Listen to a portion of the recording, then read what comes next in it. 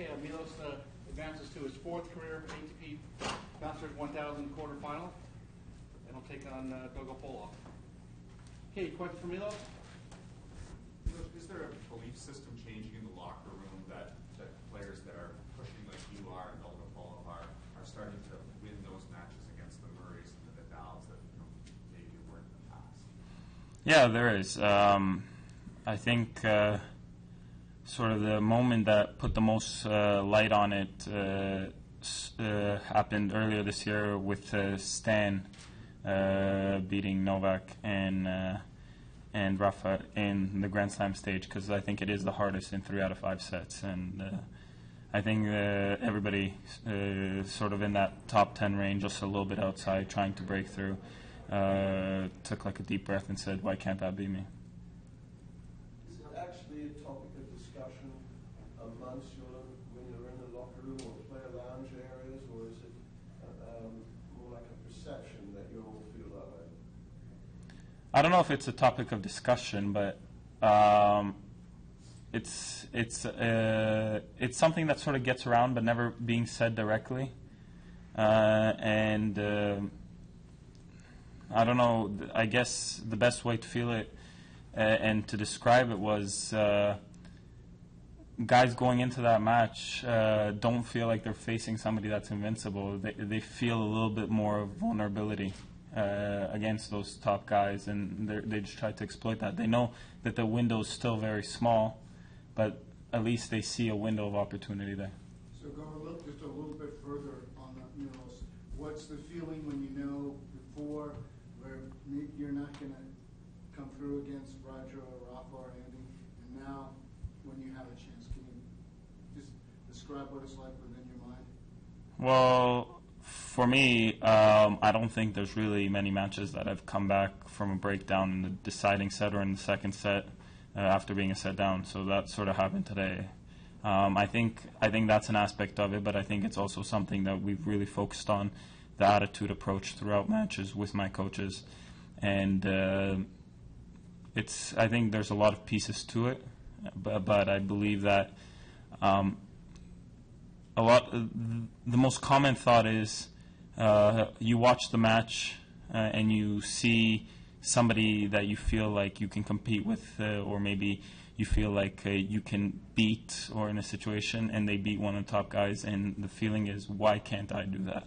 And I think that sort of just makes those important, crucial moments where the top guys really step up, it gives you just a higher percentage of opportunity in that moment. And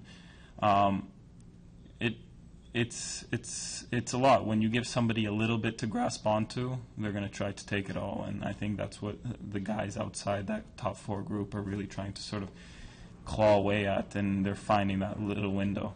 Can you say there's a changing of the guard? No, because I think the other guys are still the best players on this world.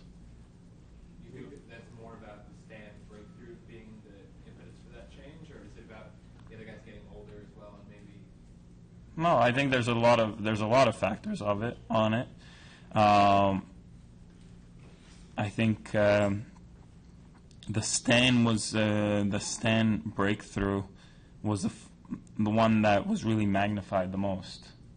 I'm sure there was a lot of people that, even with Rafa being down 2 sets, knowing how hard it is to beat Rafa in a 3 out of 5 set match, a lot of people were saying, okay, Rafa might get through this. And then you see the guy, it's a big difference getting close and closing something out. And Stan had a tough time doing that twice last year against Novak and closed it out this year. So I think that part was magnified the most, and I think probably, I know from where I was at Davis Cup, a lot of people, when they saw that happening, I was flicking through channels that I didn't know what half the things meant, and I was trying to sort of watch that moment and sort of really see what was going on, and you absorb it quite a bit. How much better are you playing than you expected to play when the tournament started? Well, how much better am I playing than I played in my first round is a big difference as well. I'm just happy with the way things are progressing. I've focused a lot more this event on my attitude and approach during the matches rather than what I'm necessarily playing, and just sort of being very hard on myself on that aspect, and I've been doing well, and it's allowed me to play well. When he broke you in the third set, in the very first point in the next game, you came in the way back and fall. How important do you think that was? Because that had kind of led to it. Yeah, I think I was imposing myself through different aspects. I think the game I even got broken, I came in and put away a forehand volley on to go 15 love, and then made a few errors that I would have liked to not have made. But I just tried to impose myself and try to take care and control of the center of the court as much as I could. And with somebody like him that can find his way out of so many difficult situations and points, it's important to sort of take that time away. Milos, what do you think was the bigger factor in that third set? Andy said he just played really poorly. Do you think it was that, or the way you remained focused and played your game? I think it's factors of both. I think there was mistakes that he made that he wouldn't have liked to make, but also the same happened from my side in the game I got broken. And then I think his mistakes were critical that he made in that first break I got, but then I felt like I sort of got going a bit more after that, and I sort of picked it up for the rest of the set. But he did make some mistakes that maybe you can say he shouldn't have to give me that break back. You didn't have the tape on your leg and ankle as you had in the other matches. Is that just because you're feeling better? I know it's not. No, I have the tape. It was just a little bit shorter. You spoke today on the court about this being the 20th anniversary of your parents celebrating you when you were a young boy from Montenegro. Can you speak to that immigrant experience and articulate what it means? And how did you even know it was the 20th anniversary? Did your parents speak of it, or is it? My sister reminded me yesterday. Okay. My father actually missed my match because he was flying in to Toronto today, but it's been great. A lot of things have been magnified on the difference it's made for me because of the spotlight and everything, being an athlete and so forth. But that move for our family has given as much to me as it has to my brother, my sister, and my parents. Great educations, great support system that my parents instilled in us was made possible through the Canadian system. My sister did her master's there. My brother went to university there. They got great jobs. They're living very happy lives. My parents, my father's happily retired, getting a pension, so he's happy with that. And just everybody in the family is grateful and really appreciative of the move that was made. It wasn't easy, but I'm thankful and grateful that I have parents that were willing to give up so much for the three of us. Anything else? What about Alex next? I mean, you've got the big serve on the forehand. He's got totally unorthodox type of game to face. Yeah, I think both of us is really about keeping one another out of rhythm. For me, it's by keeping the points shorter. For him, it's about throwing stuff you wouldn't expect.